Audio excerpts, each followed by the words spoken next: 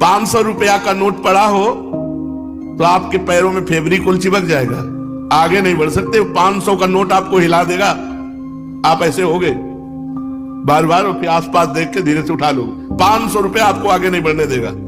अगर 10-20 नोट 500 के पड़े हो और आसपास कोई हो ना, और आपको फिर उनको क्रॉस करना हो, निकल जाना हो वहां से, फिर आपकी परीक्षा होगी कि आप कितने बहादुर हो कि आप उनको रौंदते हुए निकल जाओ।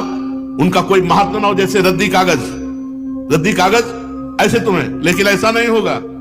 अगर एक कदम चलोगे, पीछे 500 का नोट है, आगे 2-4 नोट पड़े हैं, तो आसपास पहले दृष्टि जाएगी, कोई देख तो नहीं रहा है, फिर धीरे से उठा लेंगे। भले हम वो कहीं दान पेटी में डाल दें, लेकिन उठा जरूर लेंगे। क्यों उठा लिए? क्योंकि महत्व है, धन में महत्व है, भोगों में महत्व है।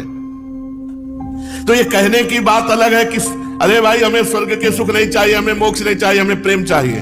हम तो ठुकरा देते हैं स्वर्ग के सुखों को, मोक्ष को ठुकरा देते हैं, और 500 का नोट ठुकरा के आगे नहीं बढ़ सकते हैं। अगर गुलाब जामुन और मिठाई की बात आ जाए तो मुंह में पानी आ जाएगा, और ठुकरा देते हैं मोक्ष, ब्रह्मानंद। ये सब कहने की बातें हैं। स्वर्ग के दिव्य दिव्य भोगों को ठुकरा सके ऐसा भगवत प्रेमी महात्मा ही केवल होता है।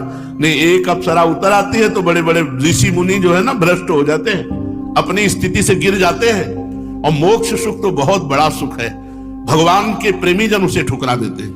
मोक्ष सुख को अगर कोई ठुकरा पाया तो भगवत प्रेमी महात्मा, जो अभी स्वर्ग के सुख जानते नहीं।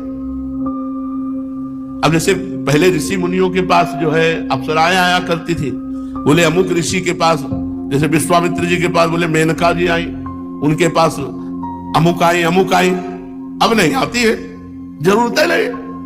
वो तो जो समस्त इंद्रियों पर विजय प्राप्त करके मृत्यु लोक के समस्त भोग प्रणाली को रौंद दिया और हेरा नहीं उनकी तरफ, तब दिव्य लोकों की अप्सराएं उनके सामने आती है। यहां दिव्य आने की जरूरत है नहीं।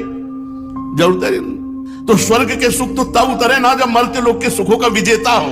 जब मर्त्य लोक के सुखों में ही भ्रष्ट हो गया तो स्वर्ग के सुख की बात क्या।